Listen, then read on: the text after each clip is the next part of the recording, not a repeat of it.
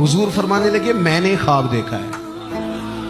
या रसूल अल्लाह सल्लल्लाहु अलैहि वसल्लम क्या फरमाया? मैंने ख्वाब देखा है। मैंने ख्वाब में देखा लोगों ने कमीजें पहनी हुई हैं, किसी की कमीज पेट तक है, किसी की पेट से भी ऊपर है। हुजूर फरमाते हैं फिर मैंने ख्वाब में उमर को देखा। उमर फारूक ने इतनी लंबी कमीज पहनी, इतनी लंबी कमीज पहनी कि नीचे घिसट रही थी। हुजूर ख्वाब सुना के चुप कर गए। या रसूलल्लाह करम नवाजी करें, ताबीर भी तो बताए ना। तो रसूल करीम ने फरमाया इसकी ताबीर दीन है।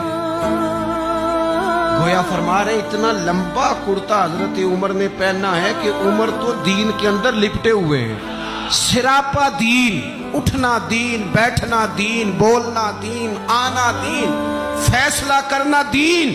उमर का हंस देना भी दीन, उमर का रो देना भी दीन, फारूक आजम का बदर में खड़े होना भी दीन, ओहद में आना भी दीन।